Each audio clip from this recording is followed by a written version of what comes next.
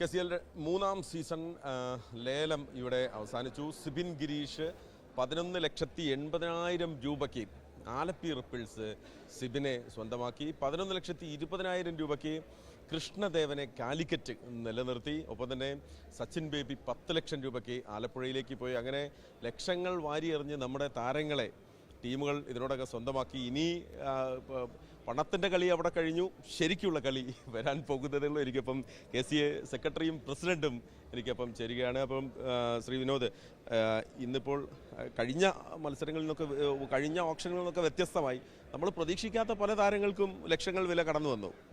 അതെ, ഇപ്പോൾ സിബിൻ ഗിരീഷിന് ഇത്രയും വലിയൊരു എമൗണ്ട് വരുമെന്ന് ഞാൻ ശരിക്കും പ്രതീക്ഷിച്ചില്ല. പക്ഷേ ദേവൻ നമ്മുടെ ഈ ഡൊമസ്റ്റിക് ഒരു പെർഫോമൻസ് വെച്ചിട്ട് നല്ലൊരു തുക വരുമെന്നാണ് വിചാരിച്ചത്. പക്ഷേ ഈ 11 ലക്ഷത്തിന് മുകളിൽ പോകുമെന്നുള്ളത് അതും പ്രതീക്ഷിക്കാത്ത കാര്യമാണ്. ഇപ്പോൾ സച്ചിൻ ബേബിയെ പോലെയോ വിഷ്ണു വിനോദിനെ പോലെയോ ഉള്ള എസ്റ്റാബ്ലിഷ് ആയിട്ടുള്ള പ്ലെയേഴ്സിനെക്കാളും മുകളിൽ ടീമുകൾ മറ്റ് കളിക്കാരെ ബിഡ് ചെയ്ത് എടുക്കുന്നു എന്നുള്ളതാണ്.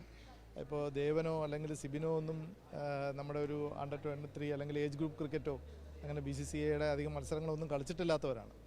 അപ്പോൾ അത് നമ്മുടെ കേരളത്തിലെ ഈ ഒരു റോ ആയിട്ടുള്ള ടാലൻറ്റിനെ ഫ്രാഞ്ചൈസികൾ റെക്കഗ്നൈസ് ചെയ്യുന്നു. അതുകൊണ്ടാണ് നമ്മുടെ ഈ എസ്റ്റാബ്ലിഷ് പ്ലേയേഴ്സിനെക്കാളും വലിയ തുകയ്ക്ക് ഇവരെ ലേലത്തിലെടുത്തിരിക്കുന്നത്. ഈ ഇത്തവണ ഈ ടീമുകൾ ലേലം വിളിക്കുന്ന സമയത്ത് തുടക്കത്തിൽ പ്രധാനപ്പെട്ട താരങ്ങളുടെ പേര് വരുന്ന സമയത്ത് മൗനമായിരുന്നു. പക്ഷെ പിന്നീട് ഇങ്ങനെ പതുക്കെ കയറി വന്ന് ആരെയൊക്കെ റാഞ്ചണമെന്ന് അവർ ലിസ്റ്റിട്ട് വന്നോ അതിലേക്ക് എത്തിയെന്നുള്ളൂ. അപ്പം ഈ ക്രിക്കറ്റ് കളിക്കുക മാത്രമല്ല, തന്ത്രവും ഇതിൽ വളരെ പ്രധാനപ്പെട്ട ഒരു കാര്യമാണ്. അപ്പോൾ ഇന്നത്തെ ഓപ്ഷനെ എങ്ങനെയാണ് കാണുന്നത് അഡ്വക്കേറ്റ് ശ്രീ? നമ്മൾ കാണാൻ പോകുന്നത് ഒരു പച്ച വിരിച്ച മൈതാനത്തെ കളിയാണെങ്കിലും ഇന്ന് റെഡ് കാർപ്പറ്റിൽ നടന്നത് വലിയ ബുദ്ധി കേന്ദ്രങ്ങളുടെ കളിയാണ്. ഓണേഴ്സ് എല്ലാവരും വിചാരിച്ചു മുതിർന്ന താരങ്ങളും മുന്തിയ താരങ്ങളും ഒക്കെ തള്ളപ്പെട്ടു എന്ന് വിചാരിച്ചു. പക്ഷേ അതൊക്കെ അവരുടെ ഒരു തന്ത്രമാണെന്ന് അവസാനം ബോധ്യപ്പെട്ടു. കാര്യം ഇങ്ങനെയാണ്, വളരെ ബുദ്ധിപൂർവ്വം ആലോചിച്ച് അങ്ങനെയുള്ള ഒരു ലേലവിളിയിൽ അവർ പങ്കെടുക്കുകയുള്ളൂ.